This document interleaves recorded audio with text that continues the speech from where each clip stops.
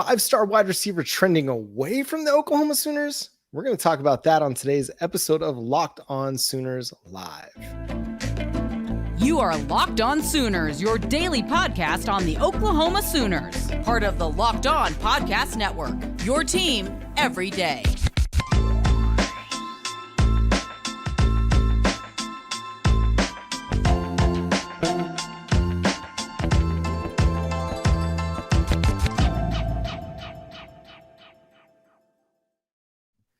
What's up, Sooner Nation? Welcome to Locked On Sooners Live. Thank you for joining us.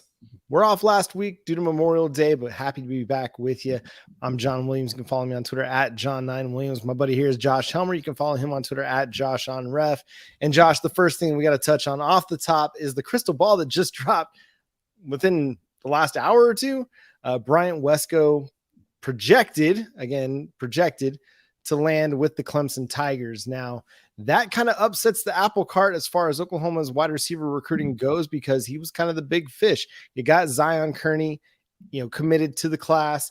You're feeling good about that. You got KJ Daniels, a speedster as well, but kind of they were all in on Bryant Wesco. And while it's just a projection, there's nothing that's saying that he's going that way unless that commitment actually happens. And still, we're 7 months away from signing day. So what are your thoughts on this, and where does Oklahoma go from here? Well, the prediction came in this morning from Anna Adams of Clemson Insider, which is basically it's the Clemson 24/7 site. Not basically, it is. So she works for Clemson 247. And that came in bright and early this morning, and it was swiftly followed by Chad Simmons, the director of recruiting at On3, and Sam Spiegelman, the national recruiting analyst at On3, all in favor of Clemson. So what do I think about it? I think that there's a series of experts that feel like this has swung in Clemson's direction. Now, does that mean that it's lock it up, throw away the key, that suddenly Bryant Wesco is going to Clemson and not coming to Oklahoma or committing to Oklahoma? I can tell you one thing, Oklahoma's not going down without a fight, John, in a recruitment that they felt like for a long time, and it's looked like for a long time they lead in or have led in. And I think that's a key part of this discussion, is that Oklahoma has been in a really, really good spot for a really long time, especially when Emmett Jones came on board. I mean, that was part of what kind of encouraged Bryant Wesco to fill out Oklahoma a little bit as well, is the Bryant Wesco connection, or sorry, the Emmett Jones connection. And I'm not ready to just kind of count out Emmett Jones and his ability to close this recruitment, but it is at least intriguing to see, okay, Clemson is going after one of Oklahoma's biggest wide receiver targets in the class, and there seems to be a little bit of momentum going Dabo Swinney's way. Again, it's 6-7 months until the signing period and signing day. There's a lot that can transpire on this. And I mean, we haven't even had a Bryant Wesco official visit yet. The Champion Barbecue is still to happen. There's a lot of things that can still go on that flip this back in Oklahoma's favor. Everybody I seem to talk to on the Oklahoma side of things still feels pretty good about where Oklahoma stands. And as we've seen just in the last year, nothing's final until signing day. Peyton Bowen showed us that, but it is still something to note, especially given the Ivan Carreon offer after the camp last week, a 4-star wide receiver that's committed to Texas Tech. Given that Oklahoma's offered him, is this a situation where it's like, okay, we're just kind of trying to hedge our bets a little bit, that if Wesco goes there, then Ivan's kind of a priority for us? Or is it, hey, we're going to take all comers? If Bryant Wesco commits and Ivan Carreon decides he wants to come to Oklahoma, we're going to go 4 deep at wide receiver unless somebody else decides to shift gears a little bit. But yeah, it's to me, it's still too early to tell, but I'd still feel pretty good about where Oklahoma's at. Well, and obviously this is a massive, massive target in this class for Oklahoma. If we're going to spend all this time talking about defensive linemen up front and can this group get David Stone, can they get a Williams Nwaneri, that's what the program, yes, has been sorely lacking. But here lately, John, you go through the list of national champions in college football, And there is one of those big game-changing wide receivers a lot of times, right? You look at Alabama had a Heisman Trophy winner playing wide receiver not too long ago. So, and you said it, and I agree with it. The more that we talk to Brian Smith and other folks that watch the tape that just reinforce what you and I think we see, but they see a lot in terms of evaluations. This is somebody in Wesco, John, that your first reaction was kind of reminds me of CeeDee Lamb. Right. And so I guess all of that is to say, let's hope that Oklahoma, if this is swinging Clemson's direction, still has time to flip it back the other way and get Wesco signed with OU, because, I mean, this might be the biggest offensive target, John, on the board. To me, it is. Again, I think he's CeeDee Lamb, and I stand by that comp because everything I see from the tape just reminds me of that player. The ability to run after the catch, the ability to high point the ball, run routes, make catches in traffic, like all of the things that made CeeDee Lamb great and still make him great are traits that I see in this kid. And so this is a priority. I mean, Oklahoma's always going to be able to get wide receivers. You're always going to be able to land really good players. But to me, you have a chance to land a guy that has all the traits that he has, somebody who went from a 4-star to a 5-star pretty quick in the spring before even like all of the camp stuff started and, all these big rival, recruiting camps were going on. He made a pretty big leap pretty quickly. And so it's just a matter of time before he continues to just ascend, but the Sooners got to land this guy. And I don't say that because they'll struggle to land wide receiver commitments elsewhere, but I just think he's such a dynamic player and he opens up so much for your offense that you can.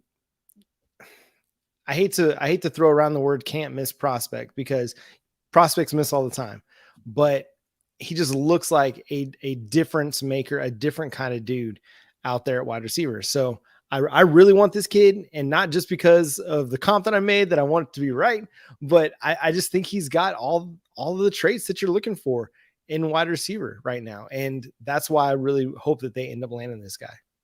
Well, let's just call it what it is. He's an NFL type guy. It looks like when you flip on the tape. I mean, he looks like someone that's going to play obviously at the next level at an Oklahoma, a Clemson. There's some that feel like TCU's pretty seriously involved here too, John. I know that all the crystal balls are coming in for Clemson, or the on-3 predictions are coming in for Clemson. There's some that feel like TCU is a pretty serious player here in this recruitment. So whether it's OU, Clemson, TCU, LSU, USC, whichever it would be, yeah, Wesco's somebody that's not only going to be a star, we don't think, at the next level. Looks like he's somebody that might play in the league for a long time. So yes, the track record is recent national champions. They don't get by with just a couple of guys at wide receiver. They have stars at wide receiver, and Oklahoma has had those guys. You had a Marvin Mims this past season. Before that, obviously you've had Hollywood Brown and CeeDee Lamb, and you had D.D. Westbrook. So Oklahoma's had really, really good skill talent, but you got to keep stocking the inventory here. And Wesco looks like he'd absolutely be that guy. The interesting part of this is just who the recruiters are angled to it, right? I mean, this would be the first big recruiting win or the first massive recruiting loss for Emmett Jones. Not that you and I have sat here and talked about some nice things already that Emmett Jones has done, but this fan base like I know this fan base.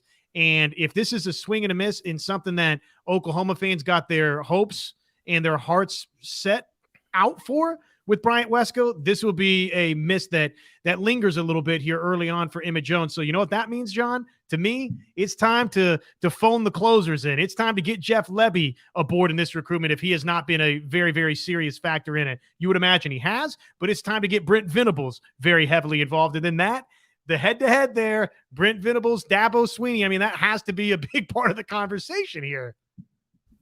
Yeah, it's going to be. And with Sammy Brown committing to Clemson today as well, it's just seeming to, Oklahoma and Oregon, Oklahoma and Clemson are these recruiting rivalries that are starting to kind of take effect, now that there's kind of been almost maybe a little bit of a grace period with Brent Venables and Clemson. And now it's like all the gloves are off. We talked about it in our little group text or our little text that we got going back and forth before the show. Like, are the gloves off now between Oklahoma and Clemson? Because Wesco was a kid that, the Sooners have been in the lead for quite some time based on, recruiting analysts and projections and all that.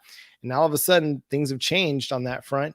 Sammy Brown, I mean, he was a guy that was probably more than likely heading to Clemson, but it seemed like the Oklahoma Sooners were kind of gaining some traction on that front as well. But again, missed out. But I don't know. It's an odd dynamic because Brent Venables doesn't want to necessarily steal kids away from Clemson, but does Dabo feel the same way? I don't know. Brent Venables told Jaron Kanak, don't come. He came anyway.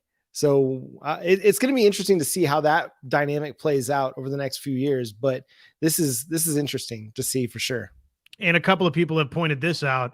Ever since Bryant Wesco's sister left, remember was a part of the Oklahoma soccer program, left and I believe transferred to North Texas, if I have that right. But ever since Bailey Wesco left, some people feel like this has been trending away for Oklahoma. Here's another comment from Aaron. His sister left Oklahoma.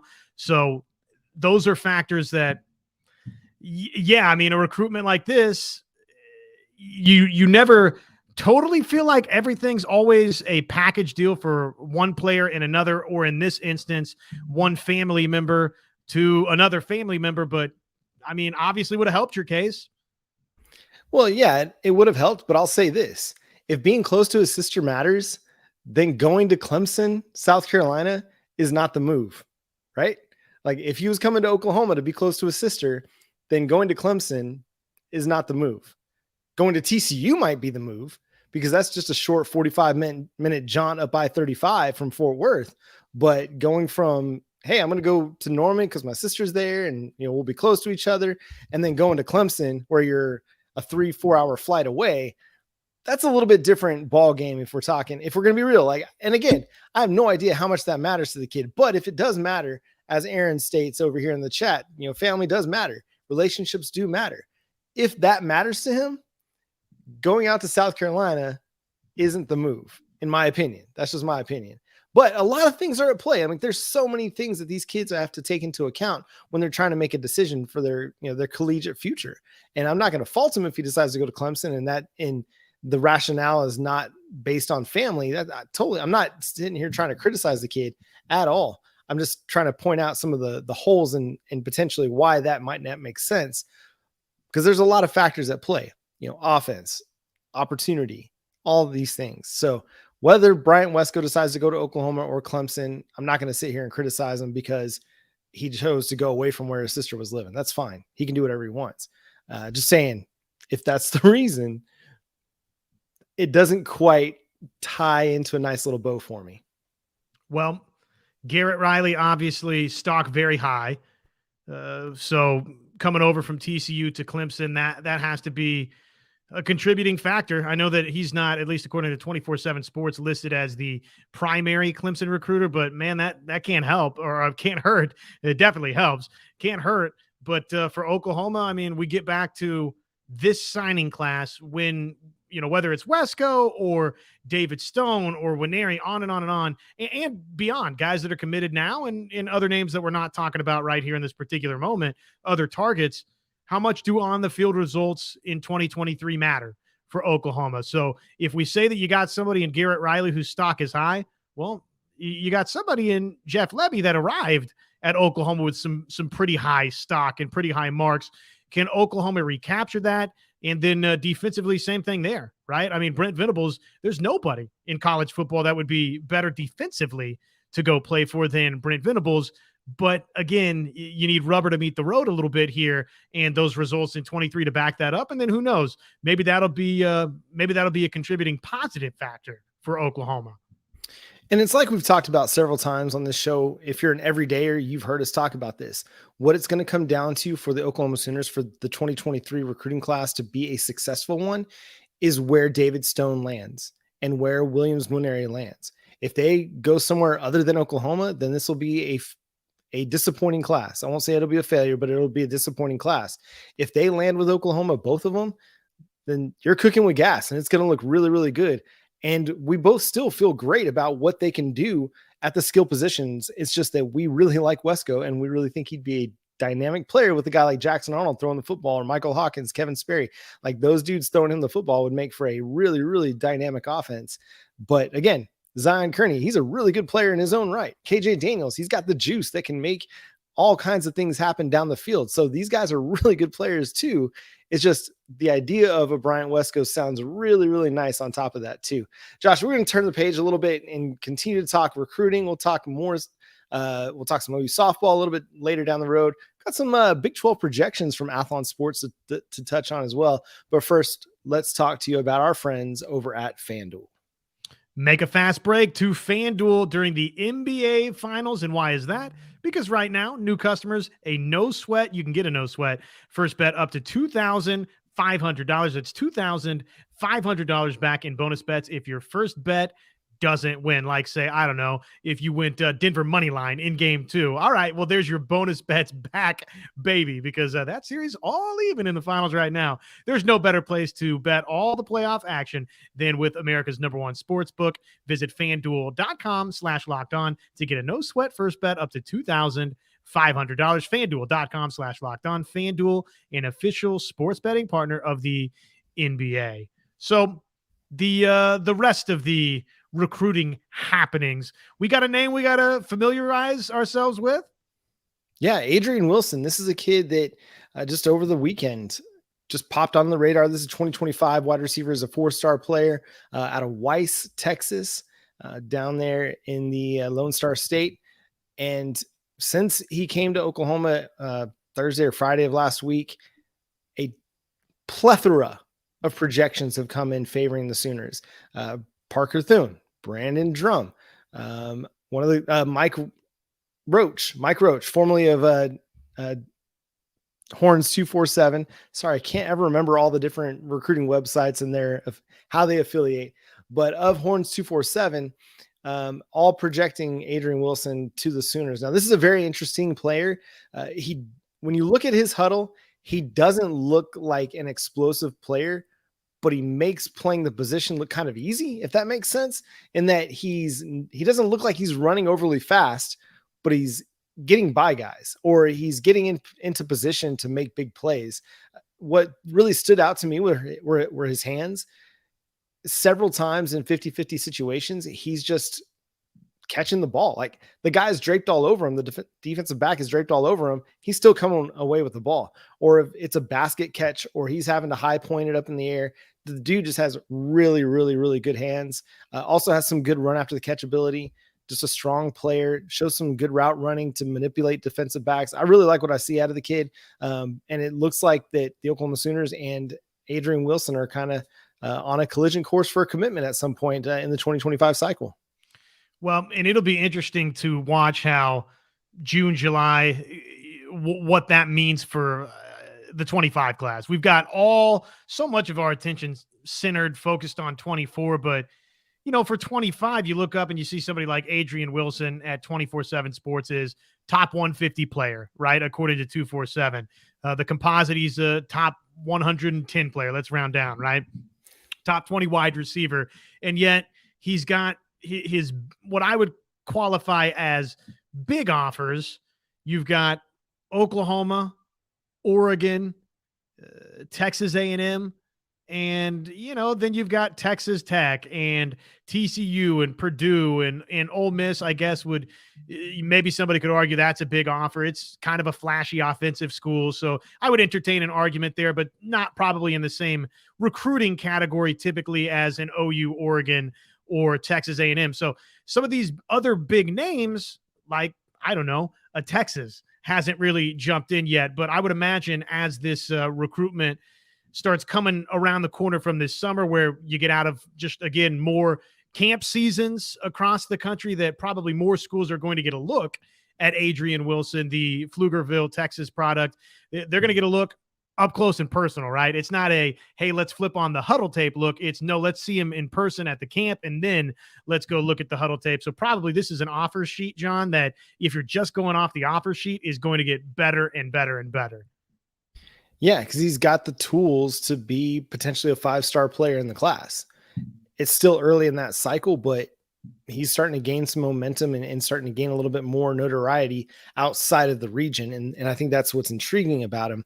But so, I mean, Oklahoma struck a chord with the kid early, especially after having gone down to Texas. He spent time at Oklahoma, then he went down to Austin and spent time with the Longhorns, and then all of these projections came in.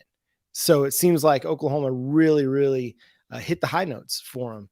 And I mean, they've got Grayson Harris committed to the 2025 class along with Kevin Sperry, but these are two different types of wide receivers that, again, mixing and matching, having various skills and various talents, various sizes. I think that bodes well for how you deploy your wide receiver group. And this is one of your outside wide receiver options because he's got the size, he's got the jump ball ability, he's got some route running ability on the outside as well. And he can make plays down the field. Reminds me a little bit of a Jaleel Farouk, just because it kind of does a little bit of everything really, really well. So it's an intriguing prospect there as well. One we haven't talked about yet, Josh, is that Josh McQuistion of Sooner Scoop at On3, he actually put in a prediction favoring the Sooners to land Ivan Carreon, getting the flip from Texas Tech. Again, the 6'6", 195-pound wide receiver that has been committed to Tech, was recruited by Emmett Jones when he was with the Red Raiders. Now it seems like that is kind of changing its tune a little bit. Potentially you are going to get the 6'6" wide receiver, which give me all the height on the outside. We need better red zone options. If this is a red zone option for the Sooners, I'd be more than thrilled. Yeah, no, that'd be great news to see. And as the sky falls on one dream, perhaps with the Bryant Wesco, though we're not ready to say that it's curtains in that recruitment by any stretch of the imagination. One thing to keep in mind as you look at that projection for an Ivan Carreon, and as we start thinking about Adrian Wilson, there's going to be recruiting wins at skill positions right around the corner, John. And I refuse to subscribe or believe that just because Oklahoma hasn't gotten and I don't even know if we would put Dante Cephas in this category or which wide receiver you'd want to put in this category. But even though Oklahoma hasn't gotten that guy out of the transfer portal, Oklahoma's going to get that guy out of the transfer portal. If, they didn't do it this cycle and really didn't do it the cycle before. But to me, it's a matter of time if there's opportunities at a place like Oklahoma. If my opportunity is better than your opportunity, and I got news for you, the Crimson and Cream collective situation, I do think is competitive for Oklahoma. I'm not saying it's the best, but for particular instances, I think we look no further than what Oklahoma's been able to do in this transfer portal cycle, John. And I think reading between the lines, you can say, okay, the Crimson and Cream collective was successful for Oklahoma. Whether Oklahoma's out trumpeting that, I guess they can't really, new NIL law, maybe they can celebrate that a little bit. But bottom line is Oklahoma will find wide receivers. If it's not Wesco, it would stink because you get married to this idea that it's this 5-star kid and he's like CeeDee Lamb. But guess what? Here's another very talented blue chip kid in Carreon that we're talking about, and Adrian Wilson in the class beyond that. And then, oh, by the way, we don't know what the transfer portal situation this next offseason looks like. Yeah. Are you the Oklahoma Sooners? Yes, you're going to get good wide receiver play. It's been happening for 25 plus years. I mean, since Bob Stoops came, brought Mike Leach in the air raid offense, Oklahoma's found good wide receiver play from likely sources in a CeeDee Lamb and some unlikely sources at times as well. So, and I don't want to always go back to like the 5 stars that don't work out, but we got really excited about the Jaden Hazelwood, Theo Weiss, Trajan Bridges class, and it didn't really pan out aside from Theo Weiss. Like Theo Weiss was really productive, but then he left, Jaden Hazelwood, he had a solid season back in 2021, and then he left. The Trajan Bridges thing is a tragic story in its own right. It doesn't require, hashing up, but that was supposedly like an all-time wide receiver class, and it didn't pay off. Marvin Mims, who came in, what was that? So they were part of the 2019 class, I think. And Marvin Mims was the 2020 class, and he blew those guys away. He just stepped on the field and was easily the better wide receiver of all of them. So, it's really easy to see the stars and get kind of starstruck, so to speak, about some of these kids, but then also understanding that the Sooners are going to get good wide receiver play. They'll find it. Drake Stoops, again, a guy that, and Gavin Freeman, I just spent time on a Salt Lake City radio show this morning They were wanting to know about Oklahoma football heading into the 2023 season. They asked me about Gavin Freeman, of all people, like the walk-on that people are excited about. Like, again, Drake Stoops, Gavin Freeman, these unlikely sources become big playmakers for you. It's because Oklahoma knows how to find wide receiver talent. There's not a lack of wide receiver talent out there. And when you're as effective as Oklahoma is offensively, as they've been, especially over the last 20 plus years, people want to play for you. The offensive numbers aren't going to drop off. So yes, while I want Bryant Wesco, and PG shows in the chat, what's up, Preston? Good to see you, man. And he's still feeling good about, Bryant Wesco being in the class. Great. And if he's not, it's going to be okay. I'll be sad because I love CeeDee Lamb and I'm looking for a CeeDee Lamb starter kit, but it'll be okay. It'll be okay. Again, it all comes back to how they recruit defensively for me, because that's the thing that's going to carry them through the Brent Venables era. I think, another thing at play here with Wesco, and this is the reality of it. What you said about Mims is correct. Oftentimes, unfortunately, Oklahoma's got a pretty good track record of this, of 5-star guys for whatever reason not ultimately being 5-star guys for whatever reason. And eventually you get enough 5-star kids, you're going to wind up with first-round NFL talent, because that's just what the recruiting numbers indicate, John. But for whatever reason, Oklahoma has found a 4-star kid, and that guy has wound up being better than a 5-star kid in a bunch of different instances, and that would be the case for Mims. So having said that, with somebody like Wesco, like let's say just hypothetically it goes wrong, and I hope that it goes right before it's all said and done for Oklahoma, but how much better would we feel if not Jalil Farouk, because probably if things go well enough for him, you're talking about somebody that goes into the draft for Oklahoma, but if Jaden Gibson and Nick Anderson, if those two guys are good, one of those two guys is really good this season, or, one of the transfer guys you brought in. I mean, if you just have two good wide receivers on campus that were productive, that then all of a sudden you project forward into 2024 and you've got some of these other wide receiver signees that we're talking about, the panic meter will dissipate, John. I mean, it'll stink. Don't get me wrong, but you need that on-campus production to alleviate some of the stress, I think, from the recruiting front. Yeah, and I think that's why there's so much, I would say, pressure out. Maybe that's not the right word on the 2023 class. I mean, a lot of people are throwing expectations out there for Jaquaize Petaway, and he just got on campus. Now, could he ascend and have a big time impact in a few months? Sure, he could. Absolutely, he could. But I think it's unrealistic expectations to put on a kid who just got to campus this last week to be a difference maker, year one. That's not to say he can't, but I think we need to be like pleasantly surprised by that, as opposed to going out there and be like, yeah, we're putting all our eggs in the Jaquaize Petaway basket. I don't think that's reasonable.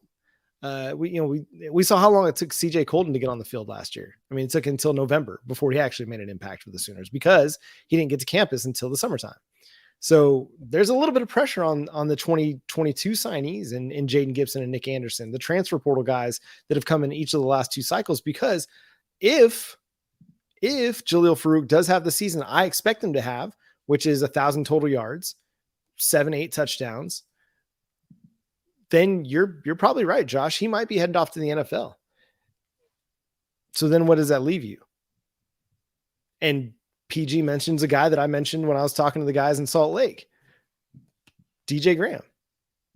Again, I forgot about DJ Graham a lot over the winter and early spring, but after the spring game, I'm not forgetting about him anymore, because he was the most productive and impactful wide receiver on that day.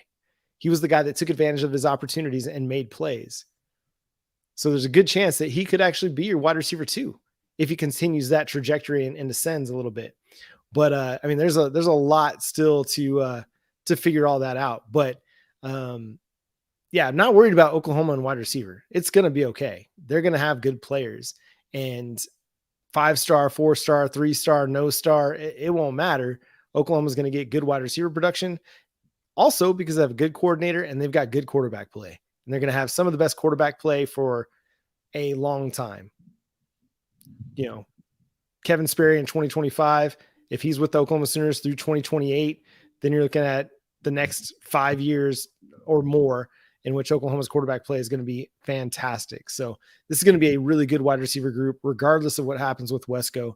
But that's just kind of like the cherry on top that I'm looking for on my hot fudge brownie sundae from Brahms. Just give me that cherry, sprinkle a little bit of Zion Kearney on top as well.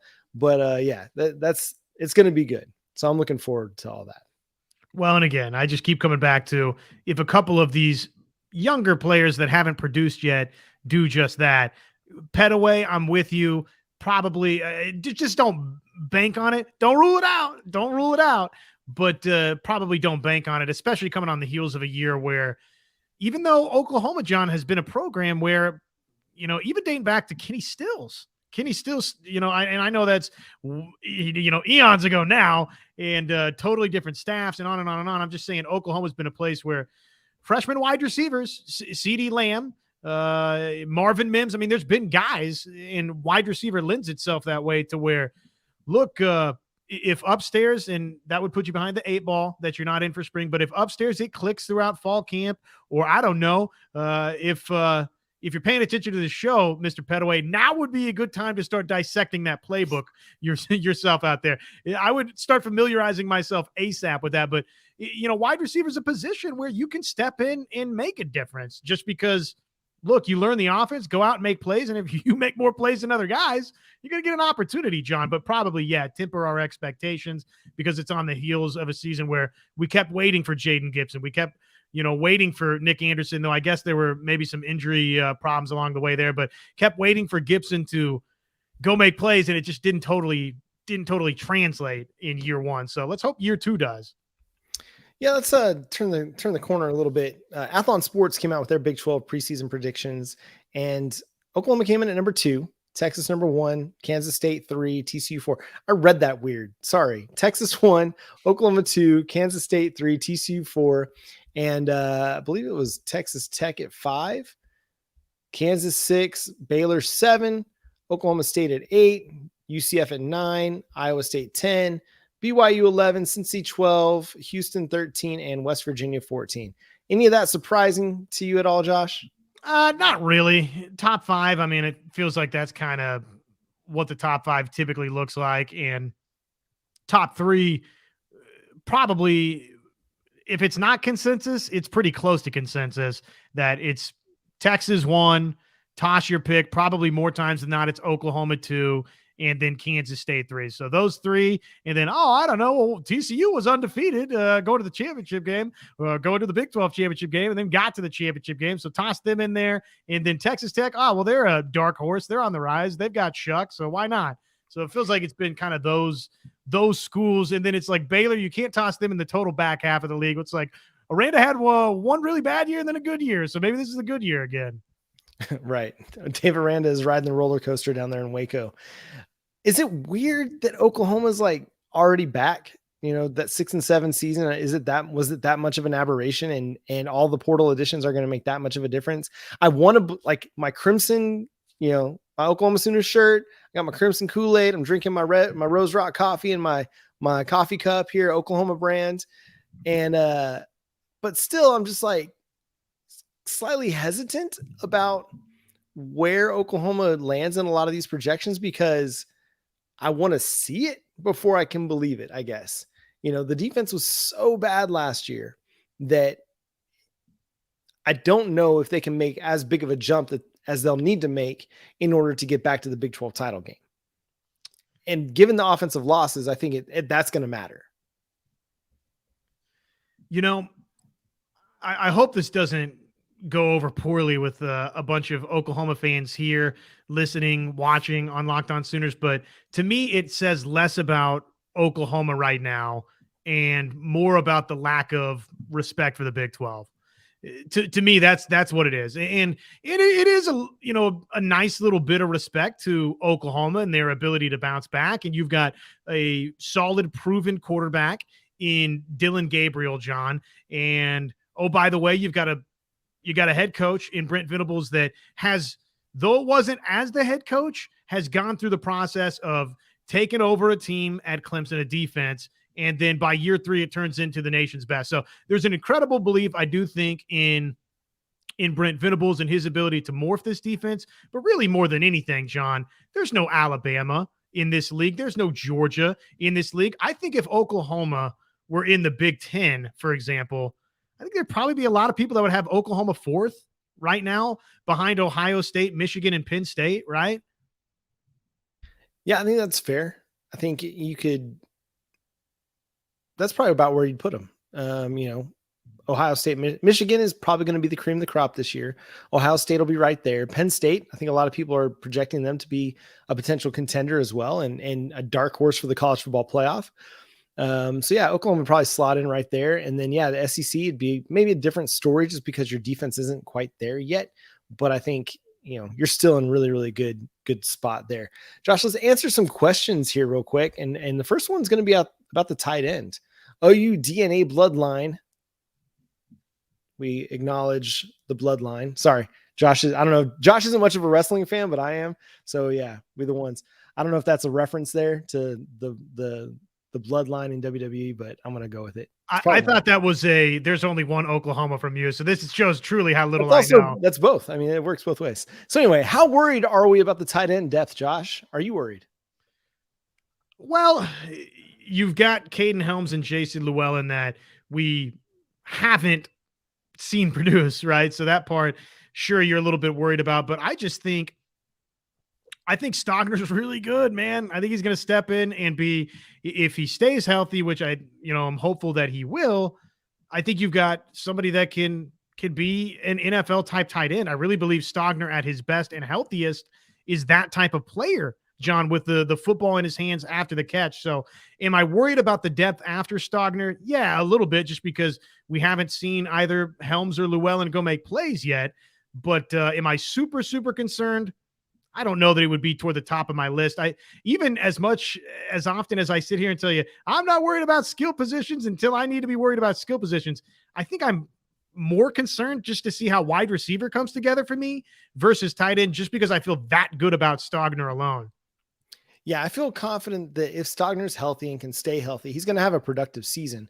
Will he have 7 touchdowns like Braden Willis had? Maybe not, but I think he's going to have 500-600 receiving yards and 5-6 touchdowns, something around that, that realm of production. But I think, you got to hope that Jason Llewellyn is healthy and Caden Helms are healthy and that they can take a step in the right direction. I think Blake Smith is a good kind of, blocking tight end option. When you got to go 12 personnel, you got to go jumbo packages, but he's not going to be somebody that's going to be a big time pass threat. And at the same time, if you don't want to use a tight end in your passing game, that's okay. You've got a group of wide receivers that you feel decent about. You just don't have enough snaps for them all. So maybe getting Gavin Freeman and Drake Stoops on the field together to play the slot in 4 wide receiver sets, maybe that makes sense. And going no tight end, maybe running, Brennan Thompson out there, to give you more speed on the outside and taking your tight end off the field to stretch the field a little bit. Maybe that makes sense. But you do have Stogner. You have an experienced veteran that is going to get a full-time opportunity for the first time in his career. He's had to be part of a rotation at tight end for much of his tenure. And some of that's coaching strategy. Some of that is he didn't really ascend to a Mark Andrews level where he was by and far the best option available. You also had good options in Jeremiah Hall and Braden Willis that kept that as part of an H-back rotation when Stogner was with the Sooners in 2021. So now that he's going to get a bigger opportunity and a bigger role, there's a great chance that we see a much better production out of him. He's a good receiving threat. He's an athletic player. He brings some speed. Now it's just a matter of putting it all together. And we saw what Braden Willis was able to do when he got a full-time opportunity last year, putting it all together and then letting that season actually take off.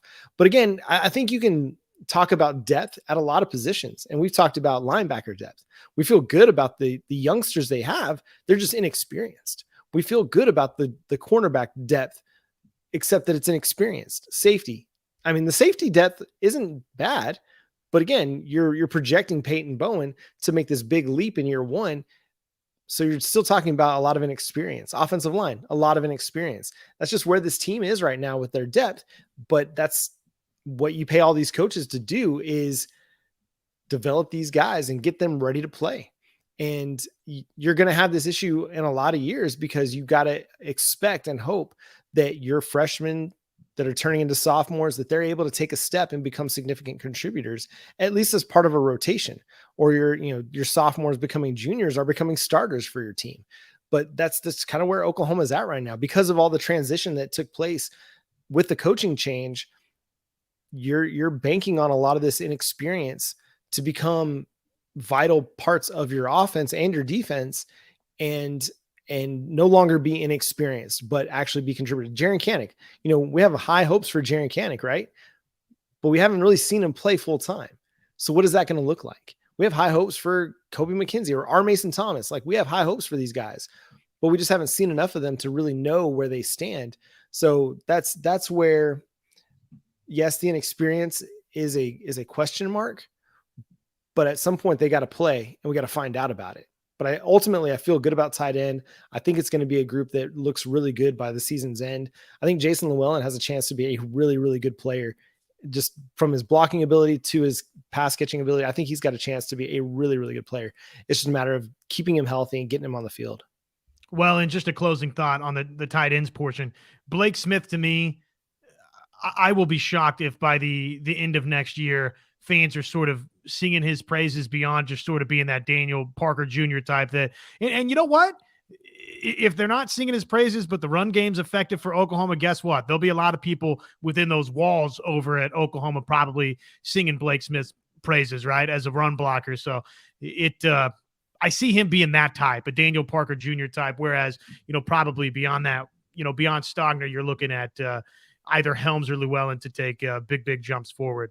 So let's see here. Shifting to defensive line, how's the defensive line run stopping increased by recent transfer commits? Because Oklahoma, John, has thank you, Bishop Frank, by the way, tossing that in. Oklahoma's been busy really across the board in this transfer portal class. When you talk about depth, John, the one good thing about the transfer portal is, as hopefully 2 years down the road, we get to this point to where we feel like, okay, there's established depth at Oklahoma. You've got, we don't have to as often have this conversation about, well, we've got a lot of guys that we like, we just haven't seen them play. Hopefully we'll have more guys that we've seen play and then be excited about the depth that's behind them. But the good thing in the meantime is hopefully the transfer portal, you've plugged some of those holes. And Oklahoma made a point, man, to go get defensive talent out of the transfer portal. 9 players now in total, 6 of which are across the defensive line, edge and interior guys. And the question is pretty simple. Have they helped the run game? John, I don't know that we know the answer to that yet. We're just kind of hopeful. Yeah, we're hopeful. And I do think like a guy like Rondo Bothroyd, he comes in and he helps. Now, that's not a recent commit.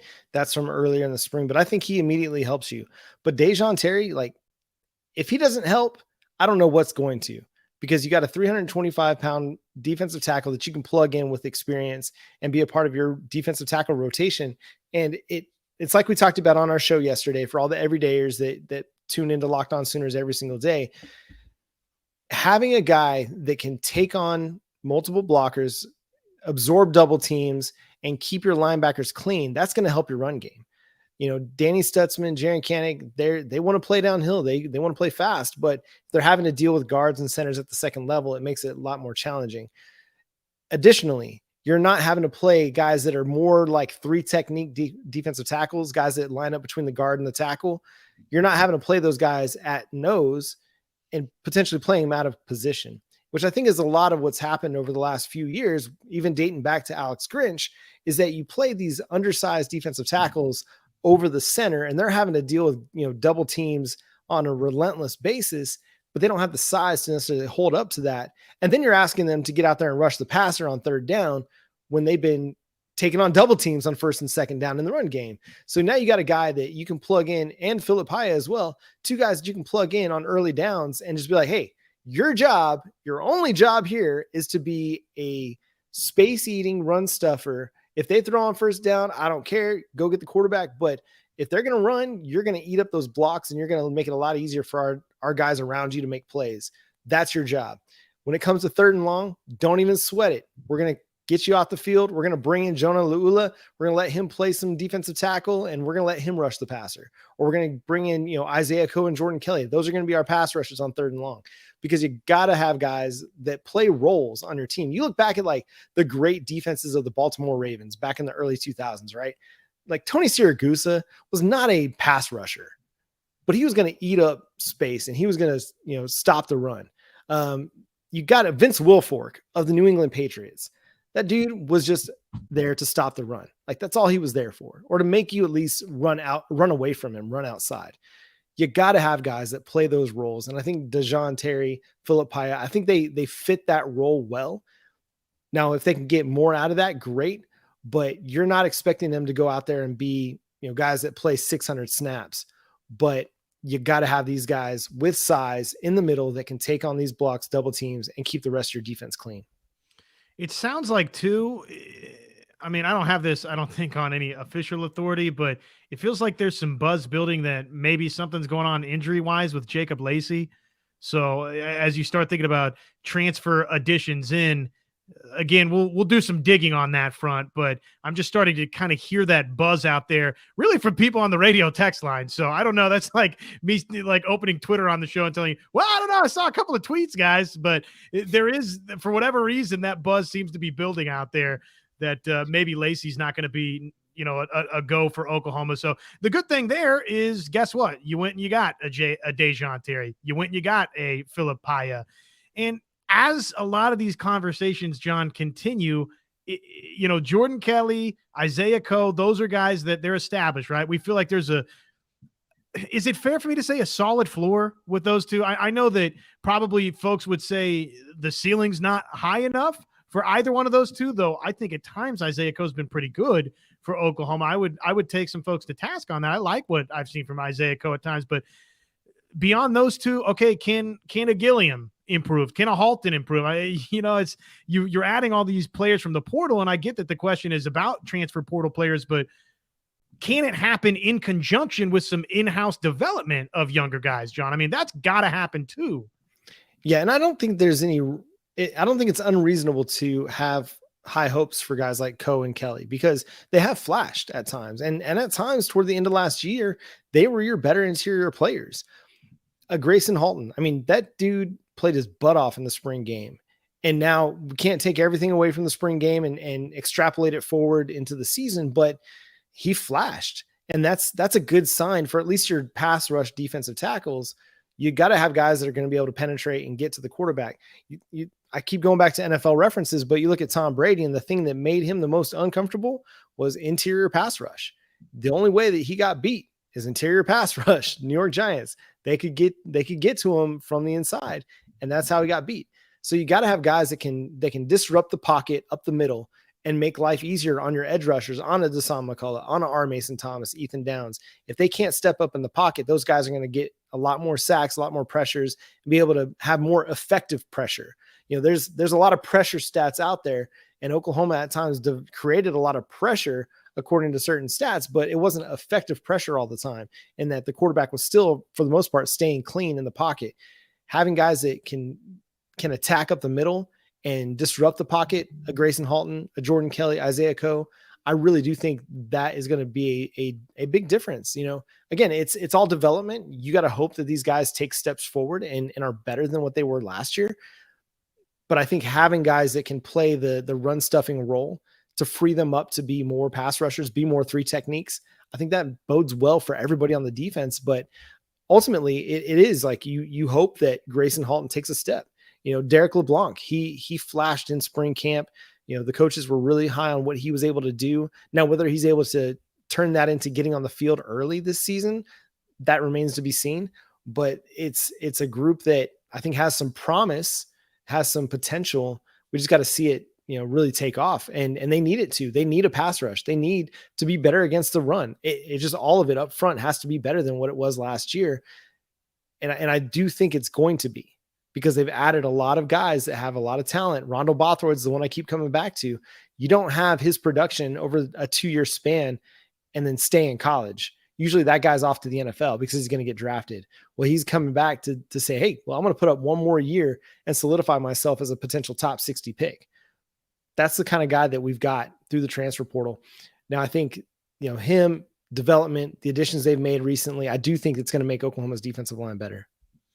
If I had to power rank, or if we had to power rank position groups that we are most concerned about, interior offensive line, interior defensive line, wide receiver, are those the top three in no particular order? I might be a little bit more concerned about cornerback, and that's only because I don't know who's going to be starting opposite of Woody Washington. I think it's going to be better, but Jaden Davis had a really solid floor for this team. So it's just a matter of, okay, who's going to really step up and be a big time player. But I think I'm less concerned about wide receiver just because I think they've done a really good job attacking the position with numbers, so that they should be able to find somebody out of that group of 6 or 7 guys that should be able to come in and make plays for them at wide receiver. Interior offensive line, I think that's a question, but you should have enough competition there with a veteran like Caleb Schaefer, a youngster like Caden Green, and Aaron Parks and Savion Byrd. Like you've got some solid dudes that you should be able to pull from to be able to figure out, okay, who starts at left guard for us. So yeah, I think the biggest question for this team and the thing that's going to help them have the biggest improvement from 2022 to 2023 is the defensive line. Now, Schooner Nate, he's telling me Gentry Williams will start. That's the guy I want to start. I hope that's the case. I really do, because I think he's got the ball skills to be a really impactful player for you. So to me, it comes back to defensive line. If it's better in 23 than it was last year, this team is going to be better than it was last year.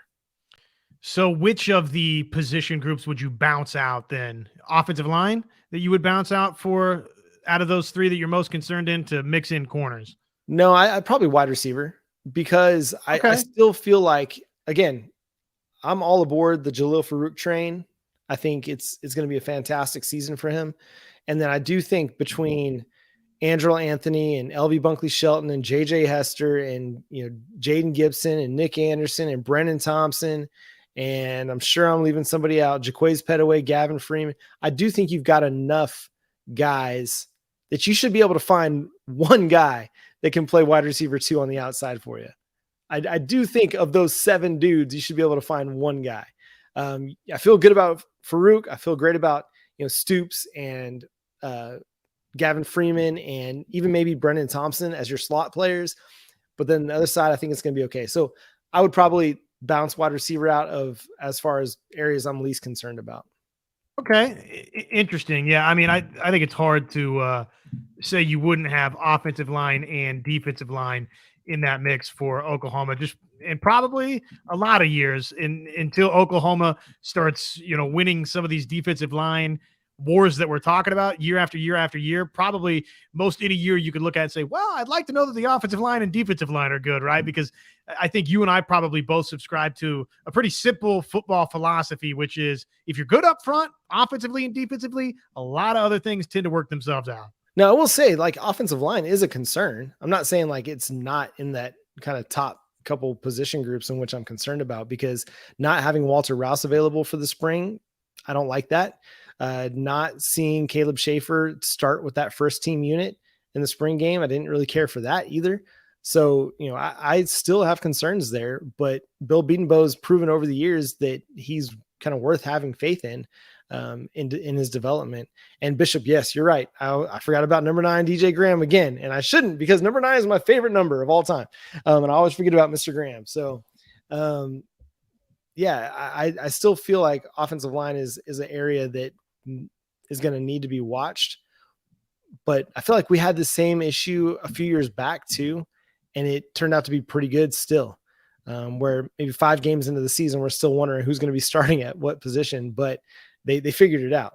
I think you've got some building blocks with Andrew Rame and Tyler Guyton. I think McCabe Mathier is a solid, right guard for you. He's not somebody that's going to be maybe an all-American player, but you're never going to have 5 All-Americans on your offensive line. But you're going to have guys that are good at what they do and are reliable at what they do. And so I think McKay Matire is a good player. Now it's just a matter of figuring out that left side and making sure Walter Rouse is healthy, because that's a big key to your 2023 success is how healthy is Walter Rouse. Well, now in closing, Oklahoma softball, 4 years in a row, John. Hold on. I gotta respond to this one time. I saw Danny comment over here. He's like, I think we're in trouble if Farouk is the number one wide receiver. To be honest, he hasn't shown that ability. Danny. Oh, Danny boy, you're wrong. You're wrong. You're wrong. No, okay. He hasn't shown that ability because he's so wrong you broke into song. That's a little frightening. No, I think like I've seen enough. Yes, he had a few drops. Marvin Mims had a few drops. Are we down on Marvin Mims and we don't think he's a good player because he had a few drops? No, he's still a good player. Jalil Farouk does everything that a Jeff Lebby offense wants a wide receiver to be able to do. And that's because he's a very well-rounded wide receiver, and he's gonna take off. He's got all of the ability to be a lead dog at wide receiver. He's got that dog mentality.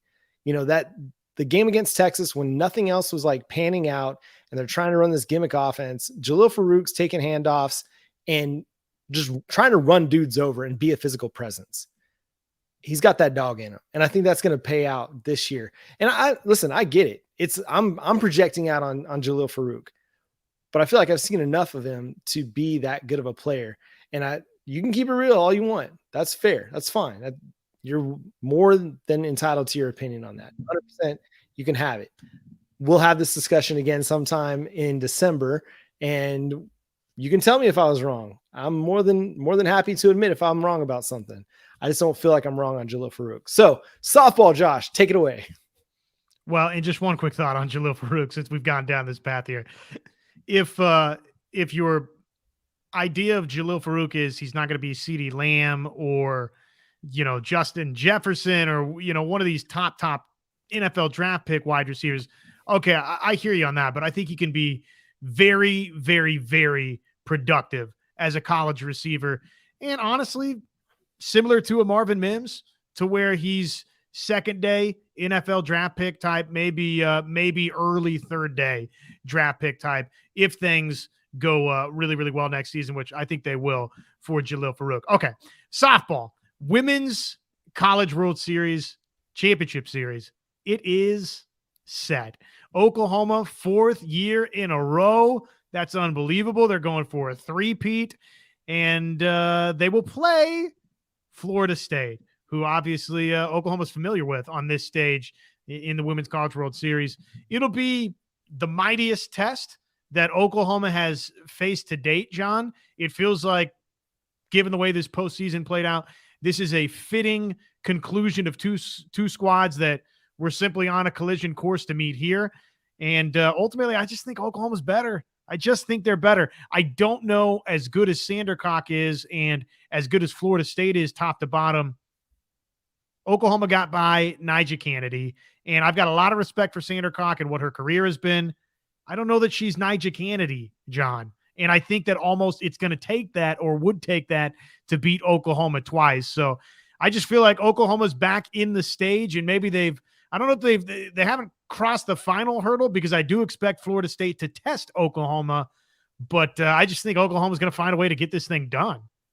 Yeah, you can't pick against them, right? Like, they've won 51 in a row, which I don't think I've done anything 51 times in a row in my life. Like, maybe wake up. That's about the only thing I've done in my life, is just wake up and have a day.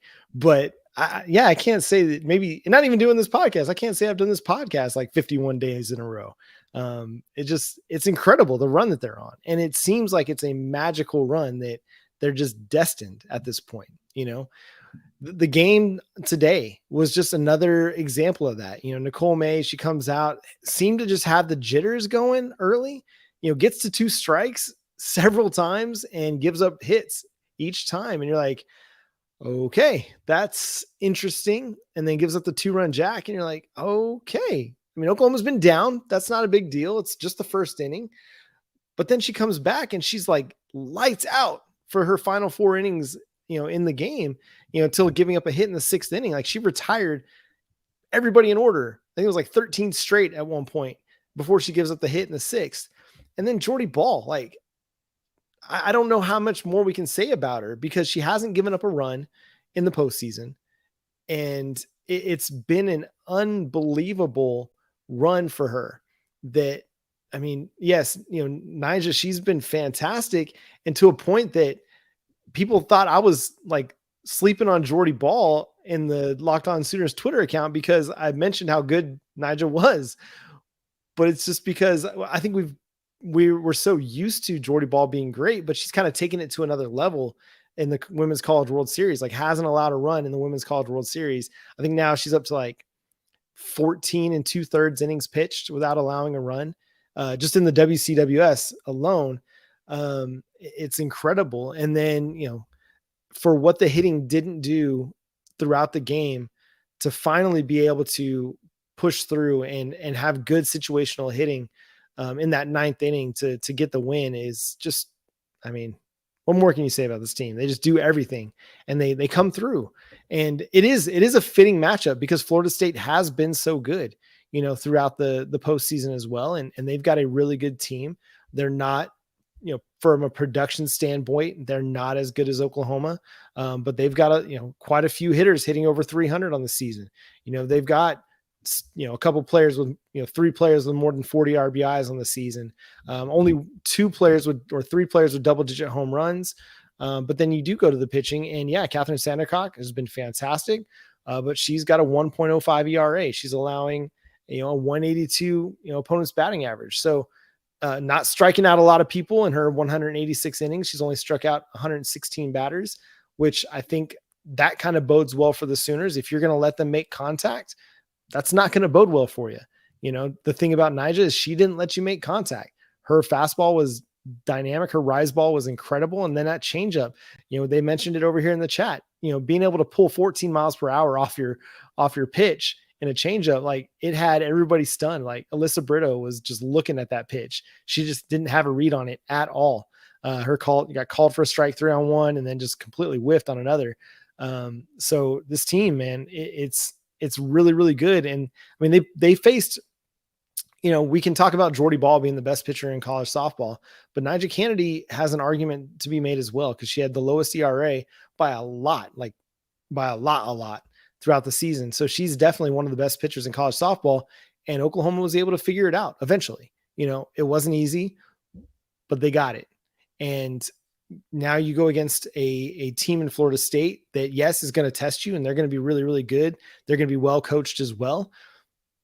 But Oklahoma, there's a reason they've won 51 in a row. There's a reason they're the back-to-back national champs and are going to be the favorite in this one as well, because they're very, very well coached. They've got a great pitching staff. They've got a great lineup, and they can beat you in a lot of ways. Well, it is, as you're watching because you're so used to greatness from Oklahoma, it's easy to get caught up in Nyjah Kennedy mania. And, oh, by the way, that's because Nyjah Kennedy's incredible. Okay. She was amazing what she did throughout this tournament run for Stanford versus Oklahoma in particular. But for Jordy Ball, man, to step into the situation that she did in the 6th, and already there's 1 aboard, and then very suddenly now, because she gives up the single right off the bat when she gets in, now there's 2 aboard, and then just promptly gets the ball played right back to her and immediately fires to third. I mean, we see pitchers all the time that the ball comes up on them and they panic a little bit, John, or they can't field it, or defensively there's an error.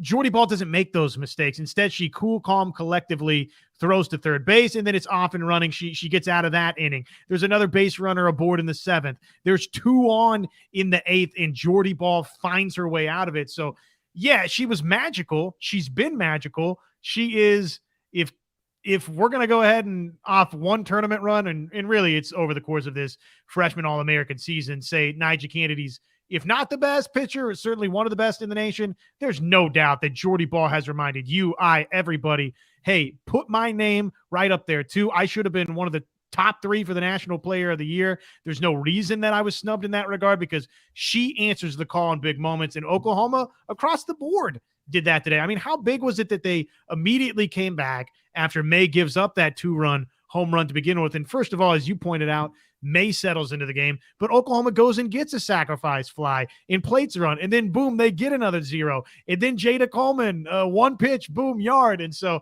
they just find a way to win these games, and they do it in heroic fashion in different ways all the time. It doesn't matter if it's the Clemson game where you need late runs and it's a score-a-thon and you find a way to do it, or it's a pitcher's duel that goes extra innings. This team wins it all types of different ways. And oh, by the way, I believe that's the 14th come from behind win this season, 3 of which beforehand had come in the 7th inning. And today you finished the come from behind win in the 9th in extras. So it just the superlatives, the amazement of this team. I know it's like beating a drum and it's a dead horse and it's the same song and dance, but it's incredible what this team does. Yeah. Grace Lyons being able to get that double right off the bat. And then, Tiara Jennings bringing her in. Bringing her and Jada Coleman in after Coleman gets the intentional walk, which baffling. I know you don't want to pitch to Jada Coleman, but you don't want to pitch to Tiara Jennings either. I know she's having a bad day. Like she's 0 for 4 on the day with 2 strikeouts, but I mean, at some point, like the odds say that she's due to get you. And she did. And, Tiara Jennings is, one of the best players in college softball. And I keep going back to my theory that because they've got so many really good players on Oklahoma's team, it was hard for the voters to decide which one of them deserved to be in the top 3 between Ball, Jennings, and Coleman, that none of them were in the top 3 because they just canceled each other's votes out. But unlike in years past when it was a Kalani Ricketts or Lauren Chamberlain or Jocelyn Allo was far and away the best player on the team. I say far and away, but was regarded as the best player on the team. This year, it's a little bit closer. You have several worthwhile candidates for National Player of the Year honors. And what's more important to Oklahoma and to their team is what they're about to play for now, coming up this week when they play Florida State for the Women's College World Series Championship, going for a 3-peat. Get that 3-peat.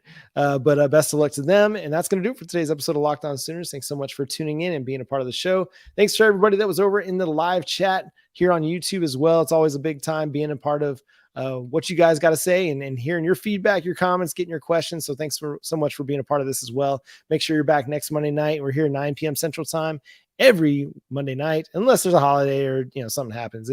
But 99.9% of the time we're going to be here, and we can't wait to get this thing to the start of the college football season so we can do this with you every Monday night during the season. It's going to be fantastic. So subscribe to the show wherever you get your podcasts and over on YouTube. Hit that notification bell to let you know when new episodes drop. Follow Josh on Twitter at JoshOnRef. You can follow me on Twitter at John9Williams, and the show is at Locked On Sooners. But until next time, he's Josh Helmer. I'm John Williams. We'll talk to you then. Boomer Sooners.